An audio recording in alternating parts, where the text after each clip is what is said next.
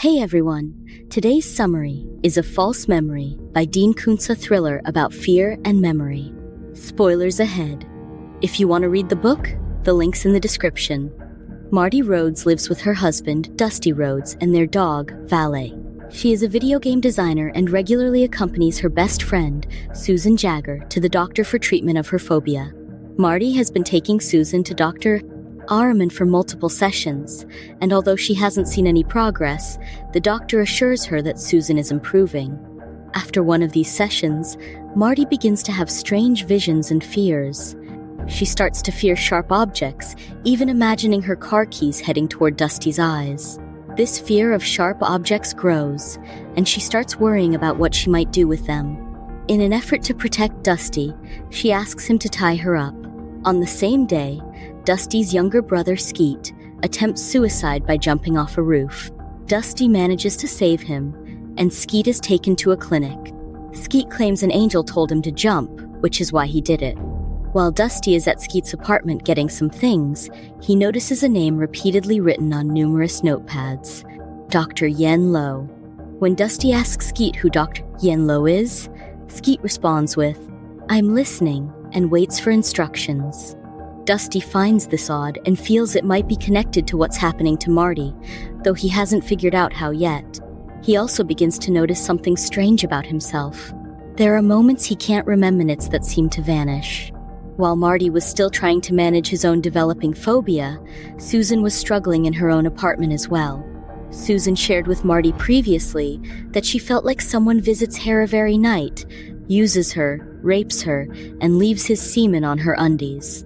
She suspects that it is Eric, but she doesn't have any evidence.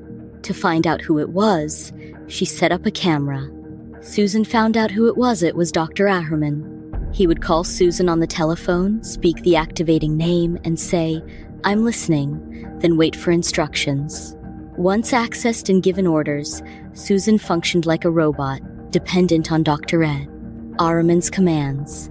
The videotape was Susan's evidence. However, on the way home, Dr. Ahriman figured out why Susan kept looking up. He recalled seeing something blinking. He figured it out and went back inside to get the camera. Susan called Marty and left a message on her way back, telling her that it was Dr. Ahriman. She pleaded with Marty to call her back. When Susan hung up the phone, she received a call and thought it was Marty. However, it turned out to be Dr. Ahriman, who accessed her again. This time, Dr. Ahriman decided to end Susan's life by instructing her to commit suicide. She left a note suggesting her depression. She then slashed her wrist in the bathtub.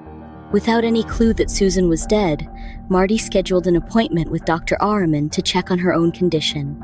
She was diagnosed with autophobia, the fear of oneself. While at the clinic, Dr. Ahriman accessed Marty and worsened her phobia. During their session, Dusty read a novel outside. While reading, he came across the name Dr. Yen Lo. The book was about brainwashing, and Dusty started piecing things together, especially when he noticed that time seemed to skip. The names to access people were found in the book. After saying those names, a haiku would follow.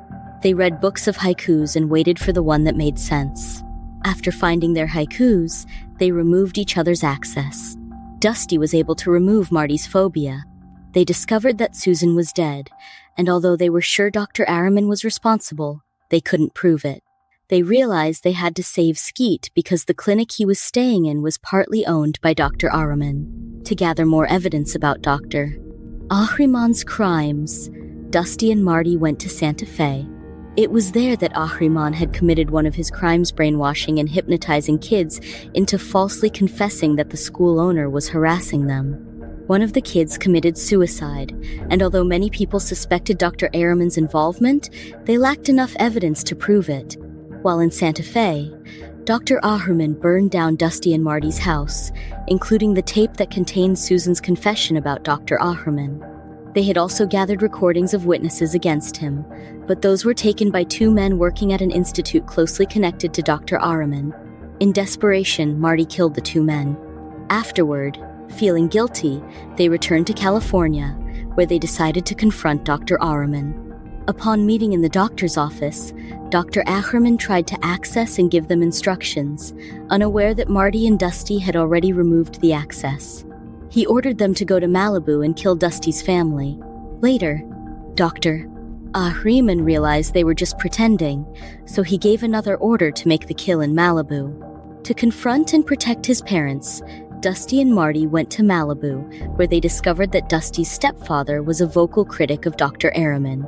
While discussing this, Eric arrived, already under Dr. Ackerman's orders. Dusty's younger stepbrother, Junior, was able to kill him.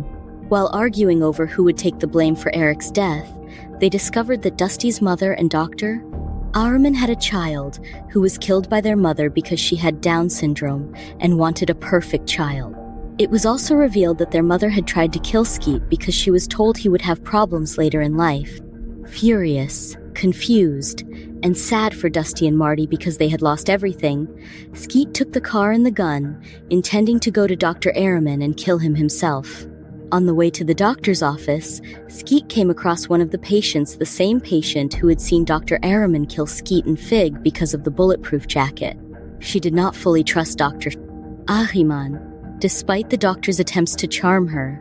She had a rare condition where she believed that her idol, Keanu, had a dark side. In the end, she shot Skeet and killed Dr. Ackerman. After Dr. Ackerman's death, his crimes were revealed and his vault was accessed. The xenophobic woman who killed him went through a trial but was able to post bail. Skeet and his friend traveled while Dusty and Marty rebuilt the house that had been burned down. They were finally able to live in peace without the doctor's intervention. That's it for False Memory by Dean Koontz. If you enjoyed the summary, like and subscribe. Want to read the book? The link's in the description. Thanks for watching.